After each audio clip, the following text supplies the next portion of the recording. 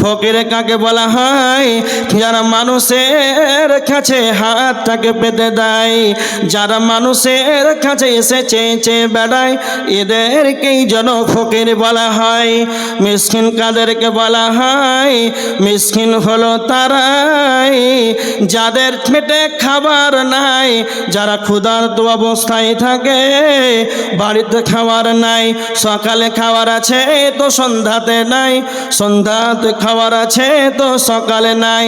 আব্বা অসুস্থ হয়ে আছে, ব্যাঙ্গালোরে যেন ভর্তি রয়েছে, 1 লক্ষ টাকা যেন ঋণগ্রস্ত হয়ে আছে, বাড়িতে খাবার নাই, পেটে খাবার নাই, তারপরে যেন কারো কাছে এসে হাতটাকে পাততে পারে না, কারো কাছে এসে বলতে পারে না আমার পেটে ক্ষুধা আছে, আমার বাড়িতে খাবার নাই। এদেরকেই যেন মিসকিন বলা হয়। ফকির আপনার দরবারে আসবে, ফকির আপনার কাছে চাইতে আসবে, কিন্তু মিসকিন কোনোদিন আপনাকে মুখ খেলে বলতে পারবে না। এই কারণে আপনি যখন জাকাতের মালটাকে যখন বের করবেন, জাকাতের মালটা যখন বের করবেন, তখন আপনাকে বিহারে দান দিতে হবে, আপনাকে ঝাড়খণ্ডে দূরে দূরে দান দিতে হবে।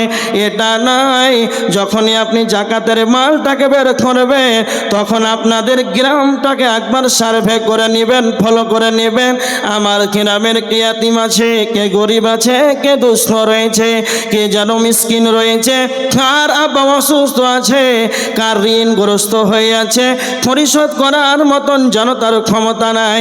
এই রকম দেখে দেখে দেখে তাদের বাড়িতে গিয়ে জাকাতের মালটা পৌঁছে দিতে হবে।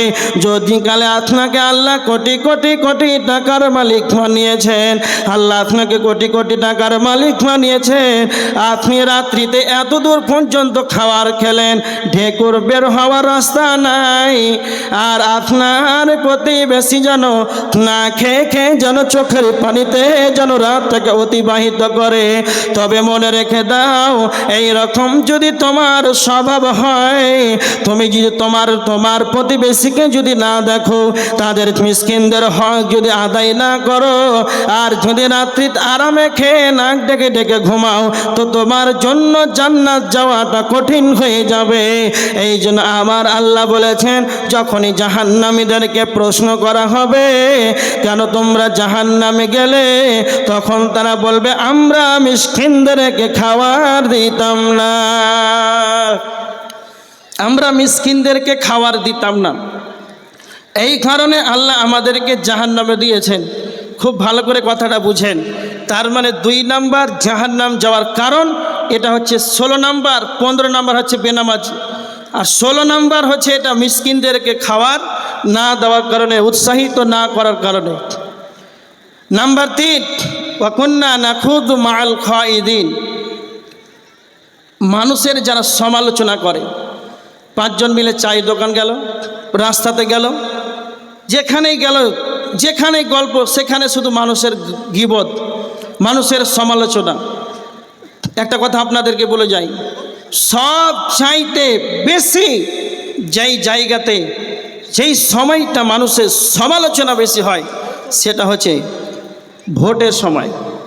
খুব ভালো করে বুঝুন, যখন ভোট আসে, পঞ্চায়েতের ভোট যখন আসে, একই গ্রামের মানুষ তৃণমূলও দাঁড়াচ্ছে, কংগ্রেসও দাঁড়াচ্ছে, তা আপনি যে কংগ্রেসে দাঁড়াচ্ছেন, তা আপনি যতক্ষণ তৃণমূলের বদনাম না করবেন, সমালোচনা না করবেন, কংগ্রেস ভোট পাবে না।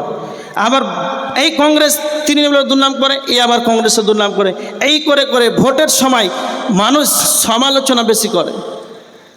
এই মনে একটা জঘন্যতম পাপ, এই কারণে মানুষ জাহান্নামে চলে যাবে।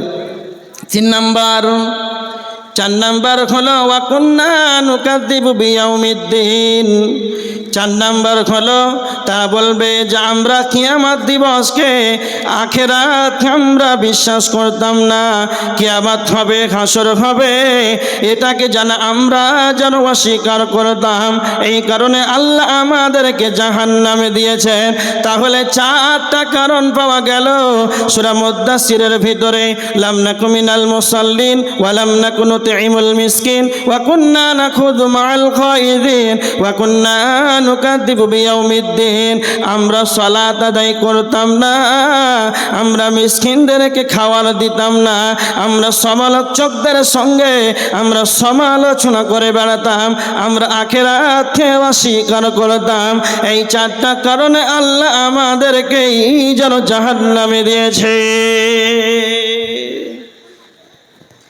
তাহলে সূরা মুদ্দাসসির থেকে চারটা কারণ পাওয়া গেল যে এরা এই চারটা কারণে জাহান্নামে যাবে।